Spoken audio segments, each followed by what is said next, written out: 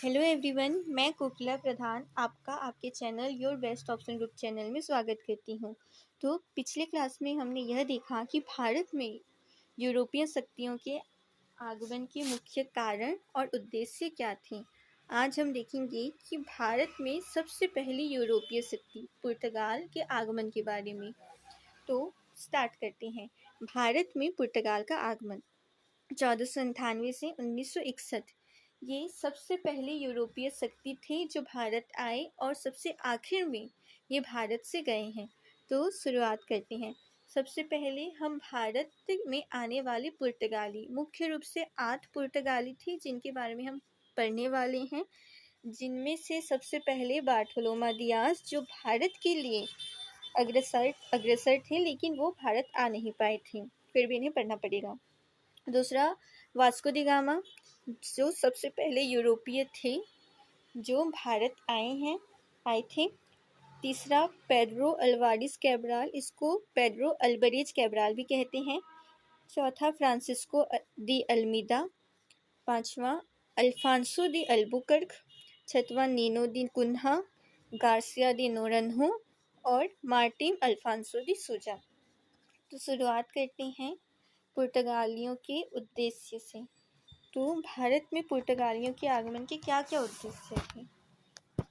इनका वही main 3G formula, gold, God, glory. व्यापारिक उद्देश्य, धार्मिक उद्देश्य, राजनीतिक उद्देश्य। व्यापारिक उद्देश्य में क्या था, मसालों पर ही एकाधिकार करना चाहते थे क्योंकि यूरोप में मसालों की भारी मांग थी, विशेषकर काली मिर्च की, और पुर्तगाली चाहते थे कि वे उनका व्यापार के जरिए इन पर नियंत्रण हो। दूसरा पुरानी व्यवस्था को तोड़ना। पुरानी व्यवस्था कौन सी थी, अरबों और वेनिस व्यापारियों की।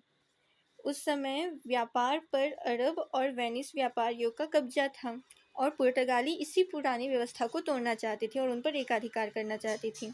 धार्मिक उद्देश्य, ईसाई धर्म को फैलाना चाहते थे। कैसे, पुर्तगाली शासक वहाँ के जो खोजी नाविक हैं उनके साथ वहाँ के पादरी और मिशनरी को भी भारत और एशिया के अन्य हिस्सों में ईसाई धर्म के प्रचार प्रसार के लिए भेजते थे। दूसरा, इस्लाम के प्रभाव को कम करना चाहते थे। वहाँ पर वे अरबों के बढ़ते व्यापारिक और धार्मिक प्रभाव को रोकना चाहते थे। जैसे कि पहले भी कहा गया कि वहाँ पर पुरानी व्यवस्था कौन सी थी, अरब और वेनिस व्यापारियों का कब्जा था वहाँ पर। तो स्वाभाविक बात है वहाँ पर मतलब भारत पर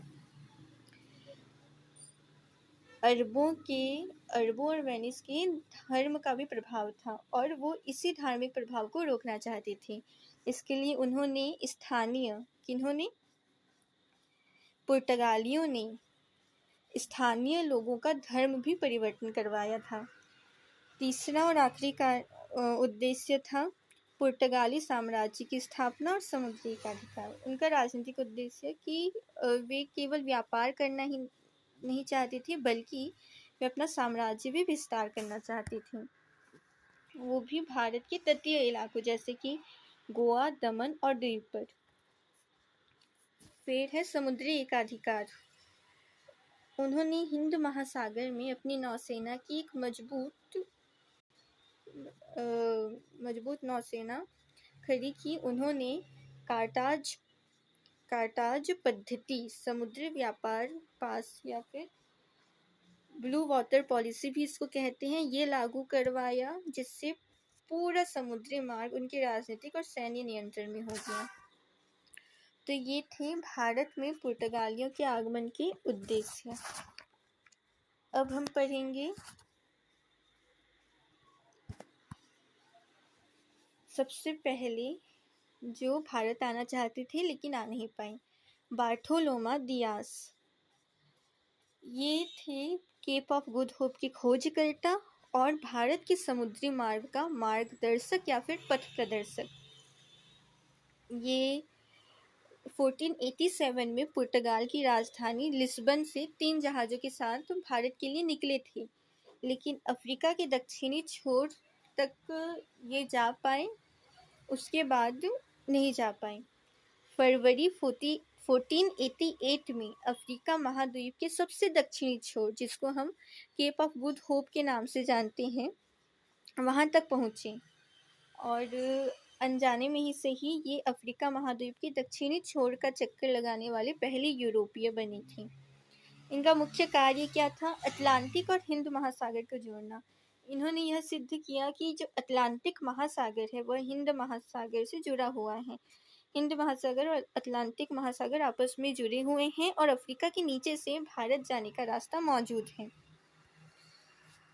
और इनका महत्व ये है कि पुर्तगाल लौटते समय उन्होंने 1488 में केप ऑफ गुड होप में जो खतरनाक भयंकर तूफान आते हैं, इनको देखकर उसका नाम रख दिया था काबो दास टोर्मेंतास, यानी तूफानों का अंतरीप।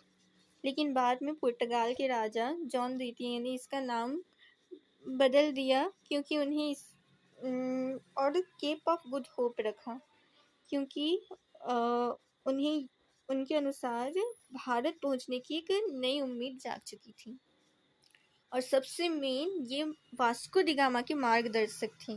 दियास ने यह साबित किया कि अफ्रीका के नीचे से समुद्र के रास्ते भारत जाया जा सकता है।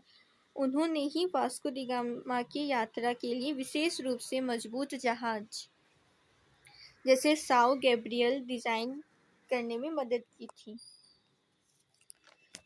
तो ये था बार्थोलोमा दियास के बारे में, जो कि आधा दूर भारत आने के आधे दूर आए और वहाँ से वापस पुर्तगाल चले गए। अब आते हैं वास्को डी गामा, भारत के समुद्री मार्ग का खोजकर्ता। ये पुर्तगाल से कब निकले थे? 1497 में लिस्बन से 4 जहाज़ों के साथ निकले थे और इनका मुख्य जहाज़ साओ कैब्रियल था। भारत कब आए? 1498 में अफ्रीका का चक्कर लगाते हुए केरल के कालीकट कोझिकोड के कप्पर जल तट पर पहुंचे। यहाँ के स्थानीय हिंदू राजा मना विक्रमण जमोरीन, उस समय जमोरीन उस राजा की उपाधि हुआ करती थी, जमोरीन। तो उन्होंने इनका भव्य स्वागत किया वास्को डी गामा का। अब इनका मुख्य कार्य क्या था? मसालों का व्यापार करना। वे अपने साथ पुर्तगाल के कुछ कीमती सामान जैसे कपड़े और सीसा लाए थे, जिन्हें बेचकर उन्होंने कालीकट से भारी मात्रा में काली मिर्च, दालचीनी और अन्य कीमती मसाले भी खरीदे। दूसरा, अरब व्यापारियों का विरोध किया इन्होंने। उस समय भारत के समुद्री व्यापार पर अरब व्यापारियों का कब्जा था। वास्को डी गामा ने यहाँ आकर राजा जमोरीन से सीधे संबंध बनाए, जिससे पुर्तगालियों के लिए व्यापार का रास्ता खुल गया और अरबों का एकाधिकार कम हो गया। फिर व्यापारिक मार्ग को पक्का करना। भारत में करीब 3 महीने बिताने के बाद अगस्त 1498 में वापस वे पुर्तगाल लौट गए। उसके बाद वापस वे आए थे 1502 में और 1524 में। 1502 में वो सैन्य शक्ति के साथ आए थे व्यापारिक एकाधिकार करने के लिए, मतलब और संधि करने के लिए आए थे।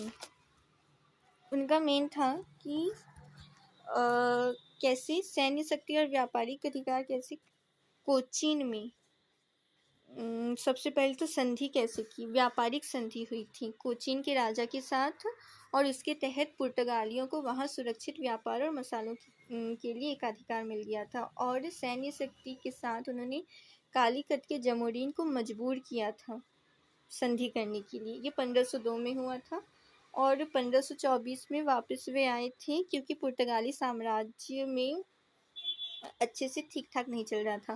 पुर्तगाली साम्राज्य का भ्रष्टाचार खत्म करने के लिए आए थे, वो भी वायसराय बनकर आए थे इस समय। और इनका महत्व क्यों है? क्योंकि इन्होंने यूरोप से भारत का समुद्री मार्ग, नया रास्ता खोजा, जिससे वे अब अरबों के नियंत्रण में नहीं थी। फिर से पढ़ लेती हूँ। यूरोप और एशिया का सीधा संपर्क। उनसे पहले यूरोप के लोगों को भारत आने के लिए जमीन के रास्ते का इस्तेमाल करना पड़ता था, कस्तूनतुनिया वाला रास्ता, जो बहुत लंबा, खतरनाक और अरब देशों के नियंत्रण में था। लेकिन वास्को डी गामा ने क्या किया, समुद्र का बिल्कुल नया रास्ता खोजा, जिसने पश्चिम और पूर्व की दुनिया को हमेशा के लिए जोड़ दिया। और दूसरा ये हुआ कि अभूतपूर्व मुनाफा हुआ उससे। उस समय जब वास्को डी गामा भारत से मसाले लेकर वापस पुर्तगाल पहुंचे, तब उन्होंने अपनी पूरी यात्रा के कुल खर्च से 60 गुना ज़्यादा मुनाफा कमाया था। इस मुनाफे को देखकर ही यूरोप के जितने भी थे वो भारत आने के लिए इच्छुक थे। भारत के साथ व्यापार करने के लिए होड़ मच गई थी। फिर आते हैं उपनिवेशवाद की शुरुआत। वास्को डी गामा की इस खोज के बाद ही पुर्तगाली, डच, ब्रिटिश, अंग्रेज और अंत में फ्रांसीसी भारत आए। यानी भारत में यूरोपीय ताकतों के आने का रास्ता वास्को डी गामा ने ही खोला था, जिसके कारण आगे चलकर भारत गुलाम बना। उपनिवेशवाद के जन्मदाता इन्हें कहा जाता है। तो उपनिवेशवाद क्या है? जब कोई शक्तिशाली देश किसी दूसरे कमजोर देश पर कब्जा करके उसके संसाधनों का उपयोग अपने फायदे के लिए करता है, तो उसे उपनिवेशवाद कहते हैं। और जिस देश पर कब्जा किया गया है उसे उपनिवेश कहते हैं। और वहाँ के नागरिकों के पास अपने देश के फैसले लेने का कोई अधिकार नहीं होता। भारत में उपनिवेशवाद की शुरुआत किसने की? वास्को डी गामा ने। भारत में इस उपनिवेशवाद की नींव पुर्तगाल के वास्को डी गामा ने ही रखी थी। उनके द्वारा खोजे हुए समुद्री मार्ग के बाद ही यूरोपीय देशों ने भारत को अपना उपनिवेश मतलब गुलाम बनाना शुरू कर दिया था। आगे बढ़ते हैं। पेड्रो अल्वारेज कैब्राल भारत आने वाले दूसरे नाविक और ब्राज़ील के खोजकर्ता हैं। भारत आने के लिए कब निकले थे? 1500 में पुर्तगाल से 13 जहाज़ों के एक बहुत बड़े बेड़े के साथ निकले थे। भारत आते समय समुद्री रास्तों में भटकाव के कारण उन्होंने रास्ते में ब्राज़ील देश की खोज की और फिर वहां से भारत की ओर बढ़े। भारत फिर कब आए? सितंबर 1500 में आए, और वे भी वहीं आए जहां पर वास्को डी गामा आए थे। केरल में स्थित कालीकट कोझिकोड तट पर पहुंची, और यहाँ पर भी राजा जमोदीन, ये उपाधि है राजा की। तो राजा जमोदीन ने वास्को डी गामा की तरह यहाँ इसका भी स्वागत किया, भव्य रूप से स्वागत हुआ है। भारत आने वाले दूसरे पुर्तगाली यात्री थे और सेनापति थे। तो इनका मुख्य कार्य क्या था? उन्होंने राजा जमोदीन की से अनुमति लेकर कालीकट में पुर्तगालियों के पहला आधिकारिक गोदाम स्थापित किया था। उन्होंने पहली व्यापारिक फैक्ट्री बनाने के लिए राजा से अनुमति ली थी और मतलब गोदाम बनाया था ताकि वे मसाले इकट्ठा कर सकें। लेकिन उस समय कालीकट में अरब व्यापारियों का कब्जा था। अब पुर्तगालियों को अपना प्रतिद्वंदी वे मानकर भड़क गए और पुर्तगालियों की उस नई फैक्ट्री पर हमला कर दिया, जिससे 50 से ज़्यादा पुर्तगालियों की वहीं पर मृत्यु हो गई। फिर कैब्राल पेशे से था सेनापति, उसको आया गुस्सा। उसने भी 10 व्यापारिक जहाज़ों को लूटकर उन पर आग लगा दी और कालीकट शहर पर अपने जहाज़ों से भारी बमबारी की थी। तो इसका ये मुख्य कार्य था। अस्थायी रूप से इसने व्यापारिक फैक्ट्री की नींव रखी थी, लेकिन असफल रही। अब इसको हम क्यों याद करते हैं? क्योंकि इसने ब्राज़ील की खोज की थी। उनके यात्रा का सबसे बड़ा महत्व यह है कि वह भारत आते समय रास्ता भटककर दक्षिण अमेरिका पहुंच गए, और जहां उन्होंने ब्राज़ील देश की खोज की और उसे पुर्तगाल का उपनिवेश बनाया था। फिर कोचीन के साथ ऐतिहासिक दोस्ती कैसी हुई? सबसे पहली बात तो ये कालीकट शहर पर भारी बमबारी करके वहां से निकल गए। कालीकट हो गया इनका दुश्मन। अब कोचीन और कन्नानूर, जो कि आज का कोच्चि और कन्नूर है केरला में, वो भी थे कालीकत के दुश्मन। कालीकत से दुश्मनी होने के बाद कैब्राल वहां से कोचीन और कन्नानूर की तरफ पहुंचे और उनसे दोस्ती कर ली। ये राजा कालीकत के मोरिन के दुश्मन थे और कैब्राल ने कौन सी नीति अपनाई? फूट डालो राज करो नीति की अपनाई और इससे इन्होंने पुर्तगालियों को इससे उन्होंने उन राजाओं के बीच युद्ध करवाया और इसने कोचीन में एक स्थायी रूप से पुर्तगालियों का आवास बन गया। इसी कारण पुर्तगालियों को कोचीन में एक स्थायी आधार, मजबूत ठिकाना मिला जो आगे चलकर पुर्तगालियों की मुख्य राजधानी बनती है। आगे हम पढ़ेंगे। और इसने नीति में बदलाव किया। कैसे? वास्को डी गामा सबसे पहले शांत रूप में आए थे, शांति से व्यापार करने के लिए आए थे, लेकिन कैब्राल कालीकत पर तोपों से हमला करके यह सिद्ध कर दिया कि पुर्तगाली व्यापार के साथ साथ सैन्य ताकत के बल पर भी समुद्र में राज कर सकते हैं। था तो वो सेनापति ही।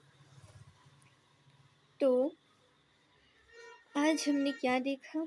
भारत में महत्वपूर्ण पुर्तगालियों के आगमन की सूची मैंने बताया, मुख्य रूप से 8, जिनमें से शुरुआती नाविक और व्यापारी के बारे में बताया है। फिर दूसरा पुर्तगालियों के भारत आने के उद्देश्य, 3G गोल्ड ग्लोरी गॉड, यही था उनका उद्देश्य। फिर भारत आने वाले पहले 3 पुर्तगाली नाविक और व्यापारी के बारे में बताया है। बार्थोलोमा डियास भारत आने के लिए निकले थे, लेकिन आधा रास्ता ग्रेट फिश रिवर मतलब केप ऑफ गुड होप के आगे ग्रेट फिश रिवर करके एक जगह थी, वहां तक पहुंच पाए लेकिन वापस लौट गए और वो भारत नहीं पहुंच पाए थे, लेकिन इन्होंने प्रयास किया था। फिर वास्को डी गामा भारत आने वाली पहली यूरोपीय पुर्तगाली थी। 1498 में आए थे भारत और इन्होंने ही भारत में उपनिवेशवाद की शुरुआत की, या फिर इन्हें जन्मदाता भी कहा जाता है। और तीसरा हमने पढ़ा पेड्रो अल्वारेज कैब्राल के बारे में, जिन्हें जो ब्राज़ील की खोज करता है और भारत के कालीकट में उन्होंने पहला व्यापारिक केंद्र खोलने की शुरुआत की थी। अस्थायी रूप से खोला, लेकिन बाद में वह नष्ट हो गया था। यह दूसरे पुर्तगाली थे जो भारत आए थे और इन्हें इसलिए जाना जाता है क्योंकि इन्होंने कोचीन के साथ ऐतिहासिक मित्रता की थी, जो आगे चलकर पुर्तगालियों के लिए महत्वपूर्ण स्थान है, क्योंकि वो आगे पुर्तगालियों की राजधानी बनती हैं। आगे और पढ़ेंगे। तो टेबल के रूप में अगर हम देखें तो 2 लोग आए थे अभी तक, Vasco D gamma, Pedro Alvarez Cabral. 1498 में वास्को डी गामा कब आया था? 1498 में आया था, 1502 और 1524 में। 1498 में खोजकर्ता के रूप में आया था कि भारत कहाँ पर है समुद्र की ओर से। ये पहली यात्रा कैसे की थी? शांति से व्यापारी के रूप में, खोजी नाविक के रूप में आया था। 1498 में आया, 1498 में ही चला गया, 3 महीने रुककर लौट गया। 1502 में सैन्य शक्ति के साथ आया था और 1500 दिन में मजबूत करके वहाँ पर पुर्तगाली साम्राज्य को मजबूत करके चला गया। 1524 में फिर आया था वायसराय के रूप में, लेकिन इस समय पुर्तगाल का साम्राज्य थोड़ा डगमगा रहा था, इसलिए वहाँ यहीं पर रुक गया और वापस नहीं जा पाया। भारत में ही उसकी मृत्यु हो गई, वो भी मानसिक तनाव के कारण। फिर और दूसरा जो व्यक्ति आता है पेड्रो अल्वारेज कैब्राल, 1500 में आया और 1501 में चला गया। फिर बार्थोलोमा डियास जो कि अपवाद है, 1487 में निकले थे, लेकिन 1488 में आधे रास्ते से वापस लौट गए। तो आज हमने ये सब देखा। आगे हम देखेंगे सरकारी प्रतिनिधि या फिर गवर्नर, वही वायसराय, आगे के पुर्तगालियों का भारत में आगमन। तो आज के लिए बस इतना ही। अगर वीडियो अच्छा लगा हो तो लाइक, शेयर और सब्सक्राइब जरूर करना। धन्यवाद।